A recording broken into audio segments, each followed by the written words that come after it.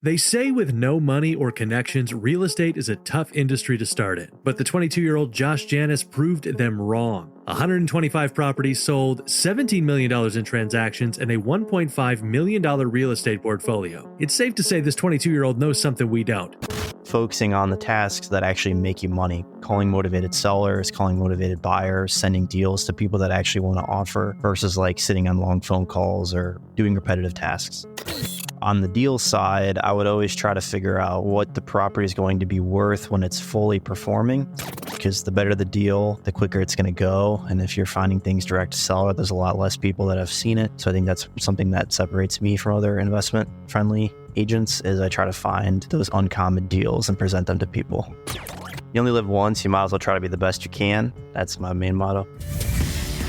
I'm your host, Alex Freeman, and I want to know exactly what it is. Do you? Josh, thanks so much for joining us on the show today. Of course. Thanks for the opportunity. With this episode, we did something a little bit different than our norm. A lot of these questions came from our YouTube community.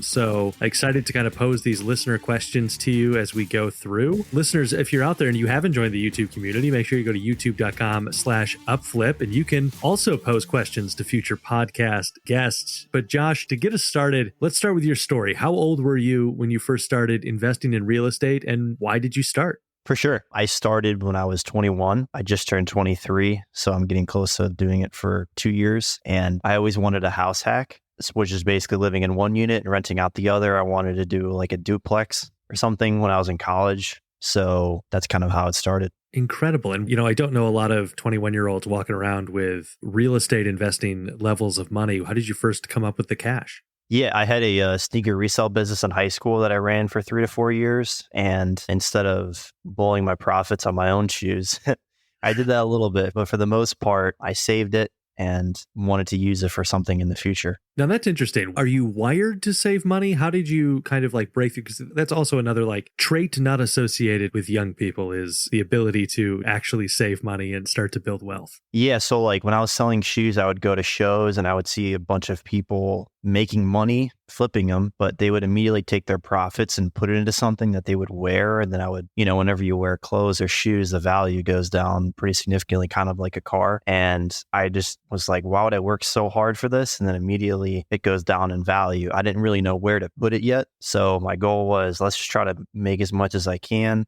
doing the side hustle in high school. And eventually I'll learn where to put it. From that sneaker business, what lessons did you learn there that have helped you as you've gone down the real estate investing road? Yeah, I think scheduling my time was huge. That's one of the big things that I learned because I was juggling high school, basketball, football, and running this business. I had to figure out what my goals were over the course of a week, month, or year, whatever time frame, and then schedule all my hours so that it can meet what I'm looking to do. And how did you go about learning those skills? Did you have a mentor, somebody kind of helping you along the way? Where did you turn to learn how to manage that busy of a schedule? My mom was a project manager and she was in some ways a single mother. So I got to see her juggle all of that. And I think I probably got a lot of skills in the beginning from her. Josh, I want to kind of get into some of these listener questions here. Musna Ahmed wants to know, how did you find the first property that you invested in and how much did you put down on that investment? So I found it through calling listings on the MLS, which is properties on the market that had a lot of days on the market. And the seller said that, or the listing agent said that the seller has this one and another one. And if you can purchase both of them at the same time and close quick, you can get them at a discount. And the price made sense for me. So I pursued it. I ended up putting like $15,000 down for that property. Did your age present any kind of challenge in that first deal? Yeah, a lot of agents in the beginning, they'd be like, oh, you sound young, or you look young, or you just got your license, or things like that. But, you can kind of focus on finding deals in the beginning versus dealing with authority when you're young. Yeah. What kind of advice might you give to someone who is maybe around the same age as you who says, hey, I want to get into this too? Yeah, first off, I would suggest saving money, making sure that you have enough money to purchase your first property or whatever investment tool you decide to go. And once you get that, start learning how to analyze properties. I used websites like BiggerPockets to do that. And, when you look back on that first deal, what mistakes do you feel like you made during that time? And what did you learn from those mistakes? So I bought it remotely and my contractor walked it. I don't think he paid attention to the attic as closely as I wish he did because there was a bunch of live electrical wires sitting on wood, like the wood floors, which that's a really big fire hazard. I'm surprised the thing didn't burn down, but that ended up costing my renovation budget a few $1,000s more than it was supposed to be, which didn't make the deal as good. But luckily, if you add in a contingency when you're running your numbers, you can usually account for something stupid like that. And after you closed that first deal, what did you do with the property? Yeah, I ended up renovating both sides. It was already vacant. It was a duplex. And then eventually I refinanced it to keep it. Do you still have it today? Is it still in the portfolio? Yep. Yeah, it's rented out both sides and it's cash flowing. Incredible. I love that. And have you brought in other investors or financing into it, or has it always been kind of like cash generative for you? So most of the deals that I acquire, I'm getting through hard money. I'm starting to get some private money now. So, I'll offer people a return on their money. Of course, not anybody. You're not really supposed to do that, but people that I have relationships with. And as you kind of like started getting through that, did you have issues with the banks also having people take you seriously with your plans? Yeah, to this day, I'm still not lendable like via conventional. So like when people normally buy a house, I can't do it because I don't have 2 years of the same income. I will in 6 months or whatever. Yeah, I always had to go non-conventional debt, hard money, DSCR, commercial, any of those more expensive debt products that people in situations like me rely on. For someone who might be in a situation like you, can you kind of give us a breakdown of what those different debt products are that they should perhaps look into if they want to make this move? Yeah, if you're not in a position where you're lendable yet, I would probably try to focus on properties that cash flow. So meaning every single month you have some extra income after you take into account all the expenses and reserves. And you can use debt products like a DSCR loan, debt service coverage ratio loan. It's essentially just a ratio of the income on top and then the PITI payment down below. As long as that ratio meets like 1.1 to 1.25, you're lendable as long as you have like a 600 credit score at least and enough money for the down payment. Now, as you start to look at properties to buy, can you talk us through your steps in evaluating both the property and perhaps the seller? Yes. So on the deal side, I would always try to figure out what the property is going to be worth when it's fully performing. Sometimes when you find it, it already is. So then you can kind of figure that out. But if it's something that needs some work or needs a whole bunch of work, don't do too much research until you're confident knowing like, hey, if I get this to where it needs to be, it's going to be worth X. And then making sure that there's enough margin between that number and everything that it's going to take you to get there so that you have enough room for error and enough profit for going through all the headache. And how did you kind of develop that screening process? Yeah, it's pretty much just the BRRRR method from David Green, a Bigger Pockets author, and he runs it over there. But yeah, that book is sweet, and it's a really good method to use when you are trying to get into real estate with not a ton of money. And then what about on the buyer side? Are you doing anything to make sure that a buyer is somebody that you do want to get into business with and go through the deal process with? Yeah, so like as an agent, I'm going to make sure that they're pre-approved or they're at least seriously in the process of wanting to get pre-approved, number one. Number two, I'm going to make sure that their criteria is clearly identified. And if it isn't, I can help them do so. But if they end up saying they want to do, I want to do BRRRRs, flips, buy and holds, creative file. Like if they say they want to do everything, they're probably not going to do anything. And you can allocate your energy to someone who's actually set on a goal. Of all the business models we've covered, one of the most profitable is software as a service, also known as SaaS. With SaaS, it's possible to build a fast-growing, multi-million-dollar startup without venture capital. And over on the Startups for the Rest of Us podcast, our friend Rob Walling has been showing up every week for 13 years, sharing the strategies and frameworks that helped him start, grow, and eventually sell his SaaS for a life-changing amount without taking on outside investment. In addition to sharing his own best practices and mental frameworks, Rob brings successful founders on the show to share their shortcuts to building incredible companies. Finding a great SaaS idea and building a profitable company isn't easy, but if you're thinking about launching a startup, you'll want to check out episode 628. Rob breaks down his framework for idea validation. Look for the link in the show notes, or check out Startups for the Rest of Us, wherever you get your podcasts.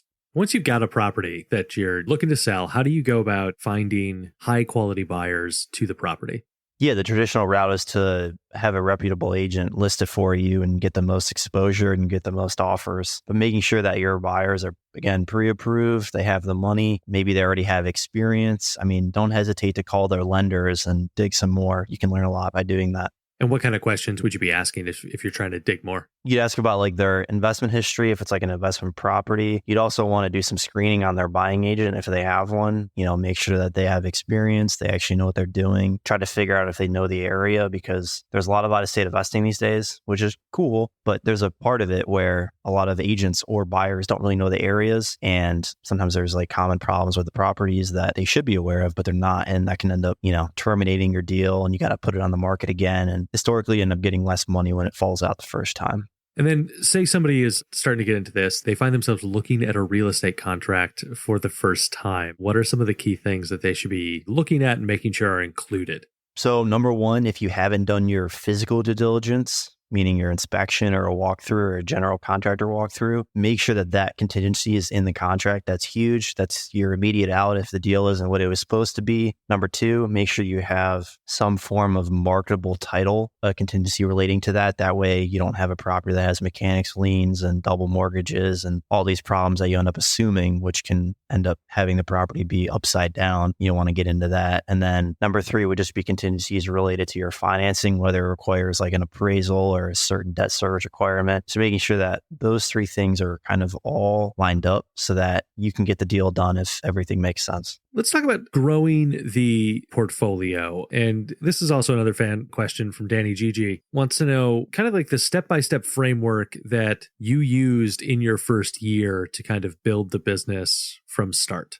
Delegation is a big part of it. So when I had 1 to 3 deals going on at the same time, the things that I'm involved doing on a day-to-day basis, I can't do those if I have 20 or 30 or 40, which is where I'm at now. So focusing on the tasks that actually make you money, calling motivated sellers, calling motivated buyers, sending deals to people that actually want to offer versus like sitting on long phone calls or doing repetitive tasks. And then you mentioned it earlier. You mentioned the BRRRR method. Can you give us a little bit more information about what that is and how you utilize it? Yeah, so it's buying a property, renovating it, so getting it to where it needs to be, whatever the market standard is in that area, renting it out at market rent, and then refinancing. And hopefully your all-in costs, like your purchase, renovation, holds, and interest, all that stuff equates to, 70, 80% of the market value, which is the new appraisal price. And then once you're done with that, you can repeat it. Now that you're a little bit more established in the game, has that changed how and where you're looking for properties, or is that method more or less the same as it was when you got started?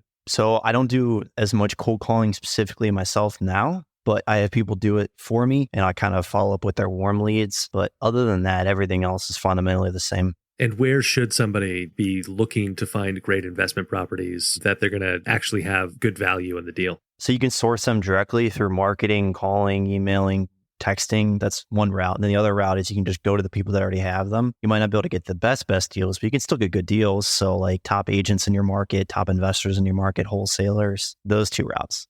And when you first got started, my understanding is you were Doordashing. Is that correct? Yep. And so how long did it take you to grow the portfolio to the point that you were no longer Doordashing? I stopped Doordashing because I was making money as a realtor, but my realtor side took like 6 months from the day I wanted to do it until the day that I decided, let's do this full time. And how'd it feel?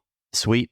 It was cool to bet on yourself and have it go well. You also flip houses as part of the investment strategy. When did you start doing that? And tell us about the first house you flipped. For sure. The first house I flipped was last September, and it was a duplex. I evicted both previous tenants, renovated both units, filled them with market rent, and then sold it to an investor that wanted a turnkey asset that produced cash flow. So I did it, not really thinking much about it. And then I was like, oh man, we should probably turn this into a business model. There's a need for it. And I do a lot more than I did then. Now, I'm curious there, because obviously you could have just kept that as a cash generating rental property at that point. And so I'm curious, are you looking for certain properties when you're like, okay, we need some more in this kind of like revenue stream? Or are you, okay, this property is presenting itself, it's probably going to play out this way, but maybe it doesn't go that way. How are you thinking about finding properties that match the different ways in which you can make money as part of the strategy? Yeah, I'm very focused on flipping right now because I can get a higher return on the capital that I use versus buying something and holding it. That's the main thing. And I can only do so many flips at once at every level of scaling. So I basically just hold certain ones. There isn't that much of a difference between what I'm holding and what I end up flipping. You mentioned the better return on the capital as obviously one of the pros of flipping. What are some other pros and what cons exist in the house flipping model? There's many cons. It's not easy. The biggest one is probably contracting management. And I do most of mine remote. So dealing with that, making sure they're actually rent ready. That's rent ready or turn ready or whatever the case may be. There's always little things that pop up. And then the other side of it is the taxes. So it's a lot of short-term capital gains taxes. And you have to make sure that either you just cough them up and pay them, or there's other strategies you can utilize that I use, like cost segregations, but just managing all that and all the bookkeeping and such. And talk me through the process of kind of like budgeting out the house flip and how someone should be thinking about making sure that they're thinking about the numbers correctly before they enter into what they hope is going to be a profitable flip. Yeah, look at what you want the house to be when it's done, and then look at where it is now, and then have a contractor bid it all out, review the materials and make sure it's up to standard. Some areas need granite countertops and really nice stainless steel appliances and things like that. Other areas you can get away with, vinyl countertops, things like that, and just making sure everything lines up, making sure that your scope of work you're getting from your contractor is everything that's actually needed, and then don't pay all the money right away. Do some draws. What's probably the biggest mistake that you see people make when they try and get into flipping houses? I'll just say my own. I gave this one contractor 3 different down payments for 3 new projects because we had done one, which went decent, but I had some weird confidence in him for some reason, and he ended up running away with all the money. So don't over leverage yourself for sure. That's a big one. So this is going to bring us to a section of the show that we call our Fan Blitz questions. Again, these, like some of the other questions throughout the show, come from our YouTube community. Listeners, make sure you head over to youtube.com/upflip to join the community there. Josh, I got 5 questions for you. We're going to try and get through in about a minute. Are you ready? Let's do it. Anti-Toxic for You wants to know, did you do or have you done deals with friends and family? My stepdad lent me money for one. So yeah. Driven Interaction would like to know, how do you make yourself stand out in a saturated market? You need to do volume and you need to find the best deals. Cloud LOL asking what tips you have to help other young entrepreneurs better manage their money. Make sure you know exactly where your expenses are and where they're going. Avakita asks, what motivates you to be successful and what do you recommend that they do to be like you? You only live once. You might as well try to be the best you can. That's my main motto. Love it. And last one here from Havoc. What are the 3 main skills, qualities, or tasks that give you 80% of your results? Discipline is number 1. Number 2 is consistency. Number 3 is improving upon past structure. So like micro improvements.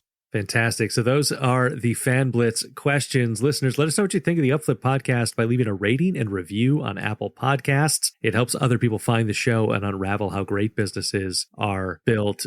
I want to kind of go into the cold calling, which I know you said you don't necessarily do much of yourself anymore, but obviously you did initially and you have people now doing it. Why is cold calling an effective way to secure investment properties? And what is your kind of advice for an investor pulling out that phone and making that first cold call? Yeah, I think it's like the most personal way to connect to someone when it's cold, right? If you're texting or emailing or sending a mail, like something in the mail, it's hard to make a connection. If you're driving home from work and I call you and I'm asking you about something you're interested in, or, that's a really good way of kind of getting yourself in there pretty quickly. My biggest advice when you're starting out doing it is volume, do it a ton. And then number 2, don't just be like, oh, you want to sell? Do you want to sell? Like, try to learn something. Like, these people have a ton of these investors that you're calling in your areas have a lot more experience than you, and they know a ton about your local market that you probably don't, and you can ask them about it. Ask them how they got the property. Anti-Toxic for You wants to know a little bit more about that volume question of cold calling. Like, how many hours a day or days in a week should somebody be like, okay, I want to get into this. This is the amount of time I should allocate to making these cold calls? So I was in college, not taking too many classes, and I stopped doing Doordash. I saved up money for like 3 months of expenses. And then I was doing it 9 to 11, 1 to 5, I believe, 5 days a week, and then another 4 hours on Saturday. And I blocked those hours off.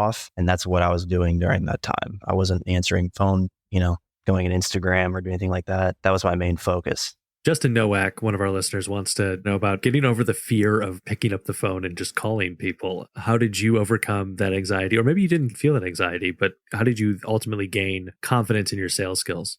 Just try to have fun with it in the beginning. You're going to get yelled at and sweared at, and you got to try to just make it entertaining. Some people are having bad days. Some people are having good days. But if you really get a ton of volume in right away, you get so much more comfortable with it. And then even if you do volume and then you go like a month without doing very much of it and you try to get back into it again, you're going to feel rusty. So just staying consistent helps a lot.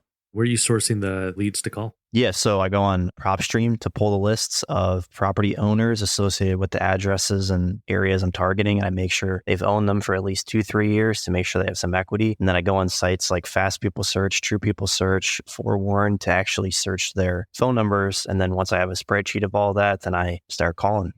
You've alluded to the real estate side in your life as a real estate agent as well. How has being a licensed real estate agent helped the investment portfolio? It's helped tremendously because I can build the same systems that I am using to scale up as an agent as I am as an investor. And you can also use your license to write offers for sellers you're calling, and you can apply your commission as down payments. There's a ton of really unique things you can do with your license.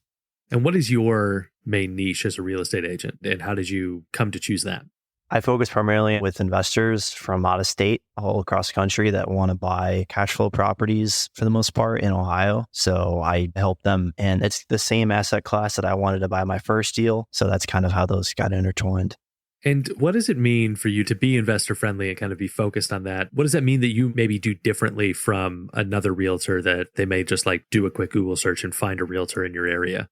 Yeah, so I would say it's focusing on finding properties that make sense as an investment. And a lot of those tend to be like off market, right? Because the better the deal, the quicker it's going to go. And if you're finding things direct to seller, there's a lot less people that have seen it. So I think that's something that separates me from other investment friendly agents is I try to find those uncommon deals and present them to people. Josh, your goal when you were in high school was to retire by the age of 30. Is that still your goal?